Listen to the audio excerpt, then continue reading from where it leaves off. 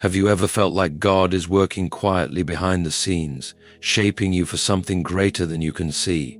If this message speaks to your heart, be sure to like, subscribe, and share this video so others can be encouraged too.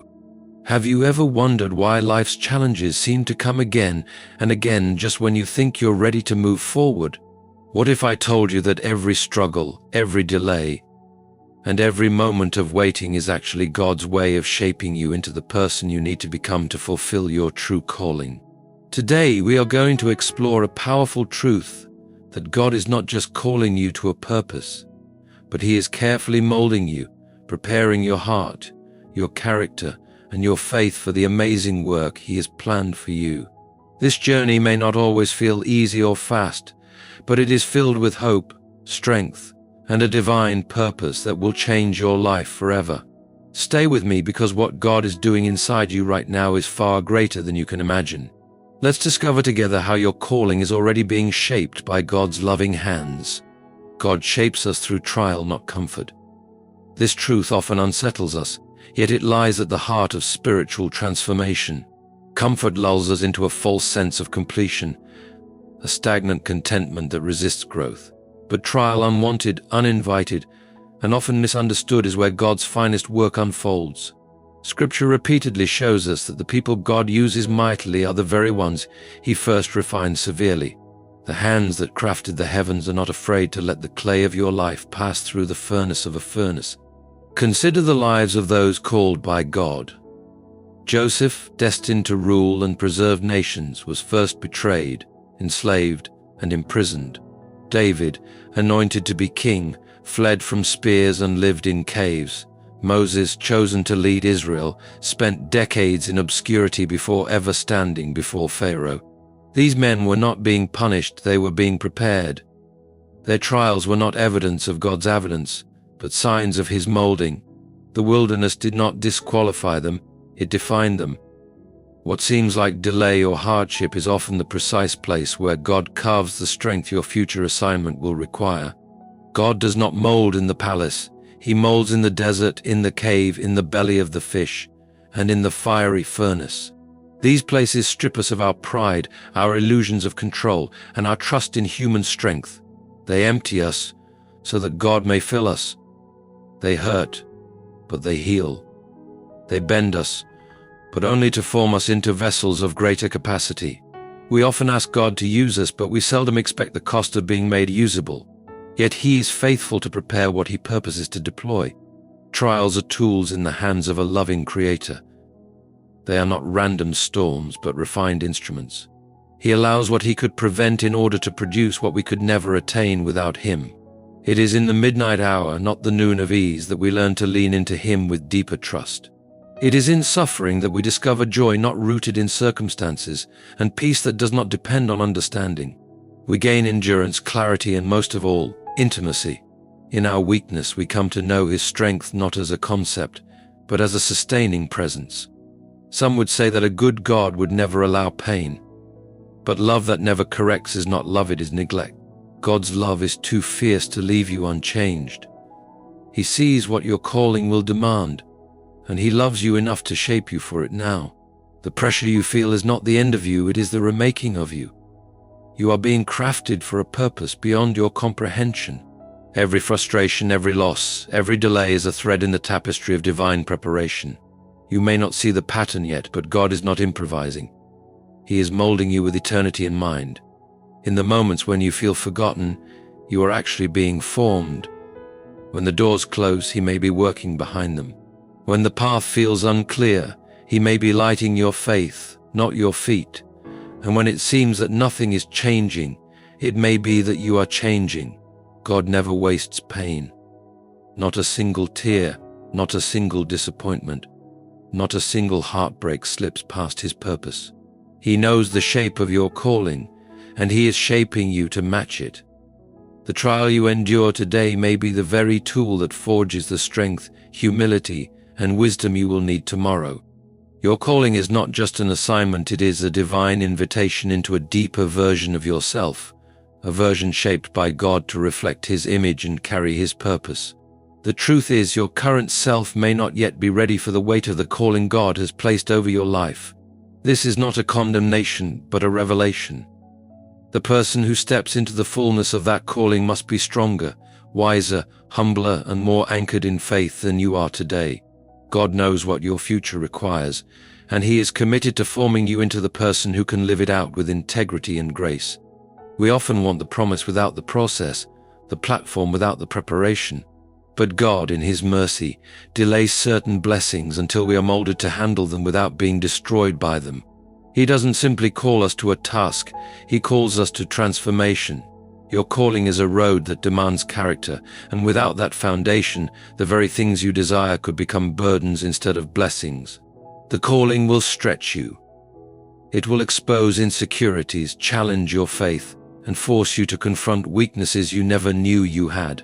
But this stretching is not cruelty, it is divine mercy. God will not give you what you cannot yet carry. So He prepares you quietly, slowly, thoroughly, so that when the moment comes, you will be ready not just to step into your calling, but to remain in it with power, purity, and perseverance. The path to your calling often feels like contradiction.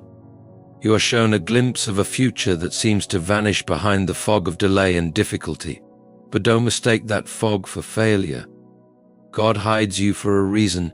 Just as seeds are buried before they grow, you are being planted, not forgotten. The waiting is not wasted. It is where God rewrites your inner world, where your motives are refined, and your identity is solidified not in achievement, but in Christ alone. What God is doing in you is more important than what He will do through you. He is forming a vessel that will not crack under pressure or crumble under temptation. When God calls you, He does not just call your gifts, He calls your soul. And your soul must be deepened before your gifts can be trusted. Many fall not because they were not gifted, but because their inner life was not rooted deeply enough in God to sustain the weight of their outer influence. This is why the journey is so vital.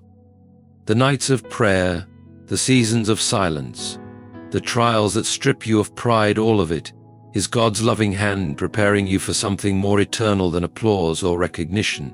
He is preparing you to reflect His glory, not just accomplish a task.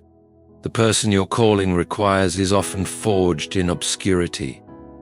It is in the hidden places when no one is watching, when no one is applauding, that God does His finest work. The version of you that can walk in your calling without being seduced by pride or destroyed by pressure is the version that emerges from surrender, not striving. You don't become that person by accident. You become that person by yielding to the process, by trusting the potter even when the shaping feels painful or confusing. What He is doing in you is essential to what He will do through you.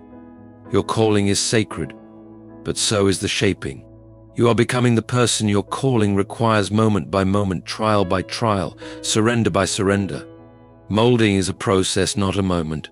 God does not rush the transformation of a soul, because He is not merely interested in using you. He is committed to shaping you into His likeness.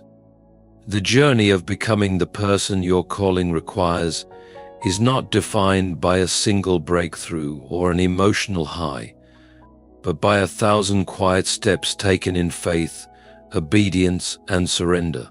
We live in a culture that idolizes speed, but heaven works in seasons. God is not in a hurry with your life. He moves with intention, carving layer after layer, refining you through moments that may seem ordinary or even painful, but are divinely appointed for your growth. Too often we expect God's work in us to be instant. We want the old self gone with a single prayer, the wounds healed with one worship song, the calling fulfilled after a short preparation. But this is not how God works. The same God who formed the world in 6 days has chosen to shape your heart over years, even decades. Why? Because depth takes time. Real change is not cosmetic, it is foundational. It happens in the heart before it shows up in your circumstances. He is not interested in a surface-level transformation. He wants to renew your mind, anchor your identity, and purify your motives so that when you finally step into what He's called you to do, you don't fall under the weight of it. The process is often quiet. There are no headlines, no fireworks, no applause.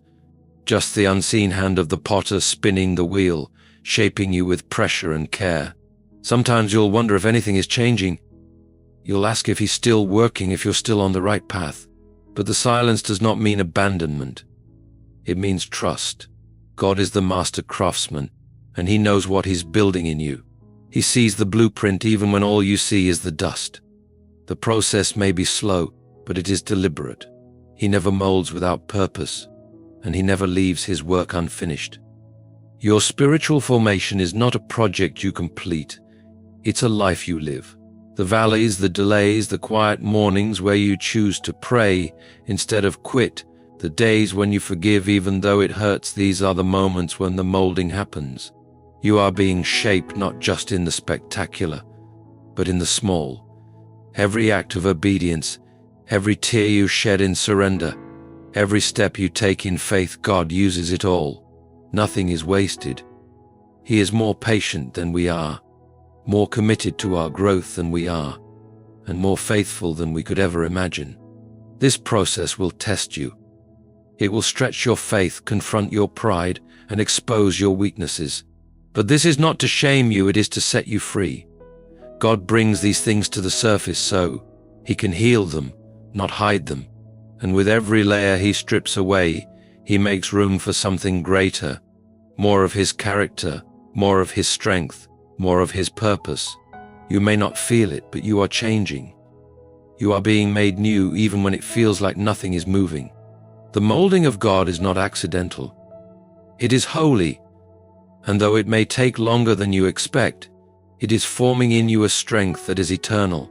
Trust the process even when it hurts. Trust the pace even when it's slow. Trust the potter even when you don't understand the shape he's forming, because what he is building in you is not temporary. It's eternal. Resistance slows the process. Surrender speeds it. This is a spiritual law that is often overlooked in the journey of transformation.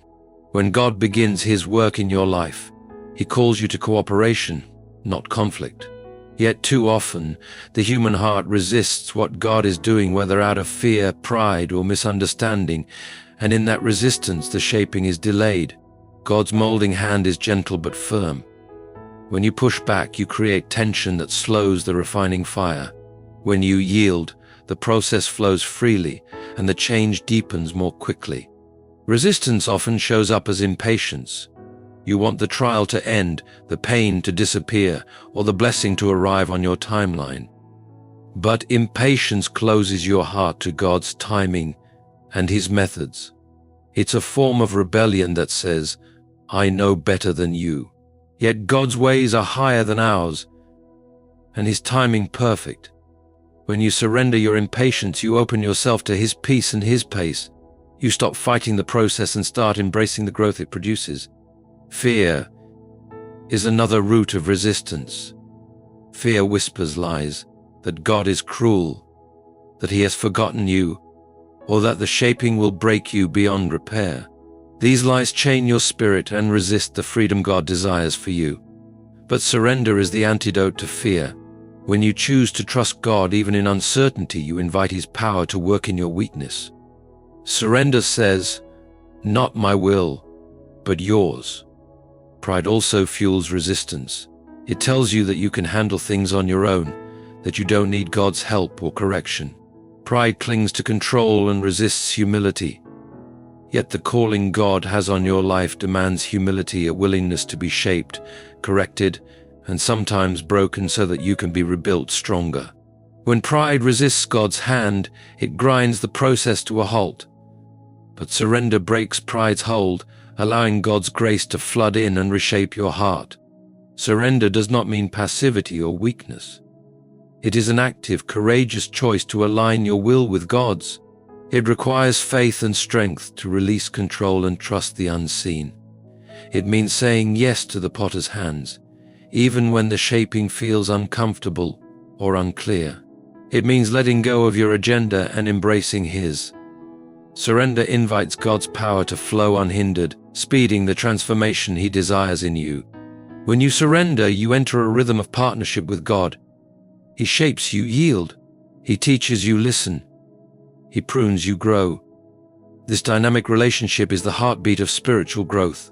It is where God's promises become reality and your calling is fulfilled in strength and joy. Surrender unlocks the door to deeper intimacy with God, and in that intimacy, the molding becomes a joyful journey rather than a painful trial. The process of surrender is not always easy.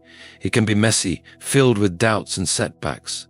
But every time you choose to surrender instead of resist, you step closer to the person God is making you to be.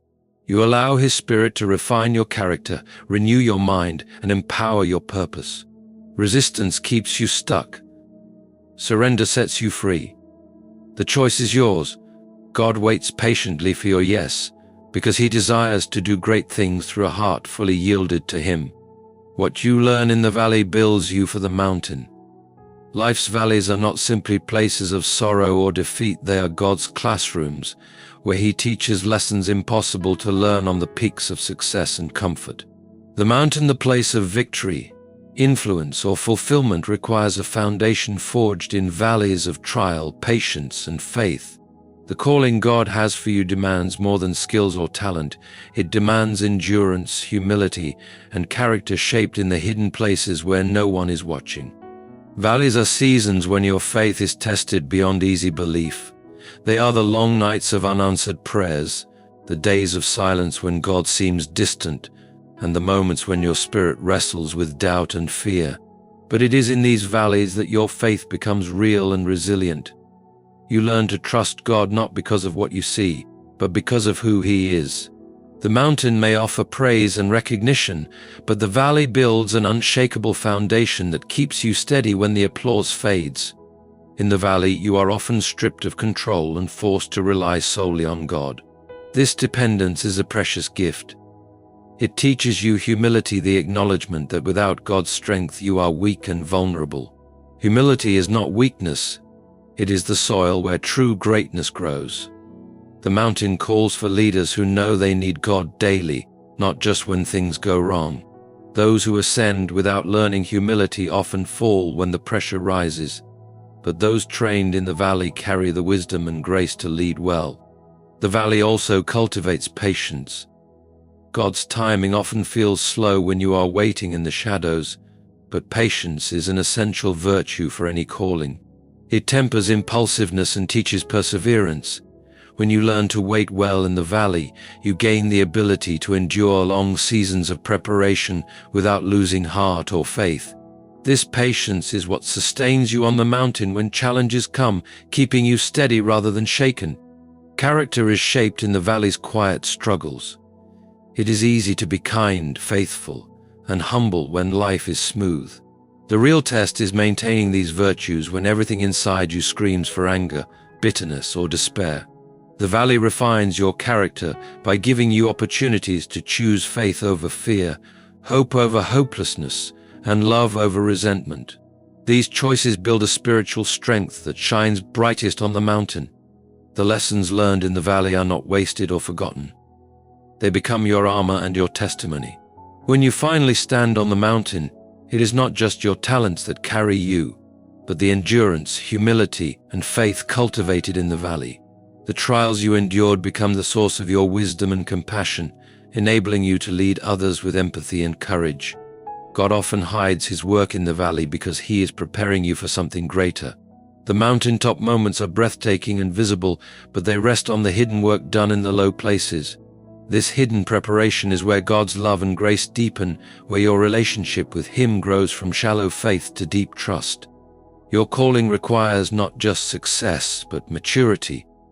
The mountain demands a heart that has been tested and proven faithful in the valley. The person God is making you to be is one who understands both triumph and trial, who leads with strength tempered by humility, and whose faith shines brightest because it has been forged in fire. The valley is not a place to avoid or fear, but to embrace as a sacred space of growth and preparation. You are being prepared to reflect Christ in your calling. At the core of every divine calling is not merely hinds or merely what you do, but who you become. God's ultimate purpose in molding you is to make you a living reflection of His Son, Jesus Christ. Your calling is not simply a job or a mission. It is a sacred extension of Christ's character and love through you. To fulfill your calling effectively, you must be shaped to carry the heart, the humility, and the holiness of Christ. Without this inner transformation, your efforts may achieve results but miss the eternal impact God desires. Christ is the perfect model of how God shapes us for our calling. He did not come to earth as a king with armies, but as a servant with a humble heart. He faced rejection, suffering, and death, yet he remained obedient to the Father's will. Your calling, too, will require this same kind of faithfulness and humility. God is working in you to produce the fruit of the Spirit: love, joy, peace, patience, kindness, goodness, faithfulness, gentleness, and self-control, so that you may not only do the work but embody the one who called you. The world watches not just what you say or do, but who you are. Your character testifies louder than your actions. If your heart mirrors Christ's, your calling will shine with authenticity and power. Without this, even the most impressive achievements can ring hollow or cause harm. God desires vessels that carry His presence, not just programs or projects. He is less concerned about the size of your ministry and more concerned about the purity and strength of your spirit. When you reflect Christ, your calling becomes a light in the darkness, drawing others to hope, healing, and truth. Being shaped to reflect Christ requires daily surrender. It means choosing to die to selfish ambition and rising to serve others with humility. It means loving the unlovable, forgiving the unforgivable, and persevering when the path is hard. This transformation is not automatic. It requires your cooperation with the Holy Spirit's work in your life. The Spirit convicts, comforts, and empowers you to grow into the likeness of Christ, equipping you for the unique purpose God has given you. God's molding hands are crafting more than just skills or knowledge. They are crafting your soul to be like Christ's. This means that your calling will test your patience, reveal your weaknesses, and expose areas that need healing and growth. These challenges are opportunities for God to refine your character, deepen your faith, and increase your dependence on Him. As you allow Him to shape you, your calling will become more than a task. It will become a testimony of God's transforming power. Ultimately, reflecting Christ in your calling means that your life points others beyond yourself to God's glory. Your work becomes worship, your service becomes sacrifice, and your love becomes a mirror of God's grace.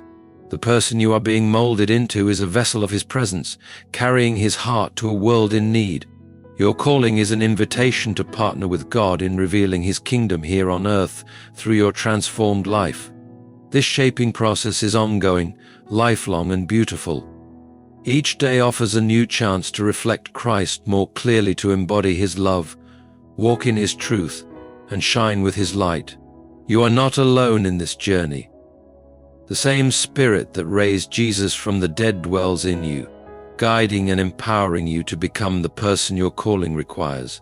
God's purpose for you is not just about what you accomplish, but about who you become, a living, breathing reflection of Christ's glory in the world.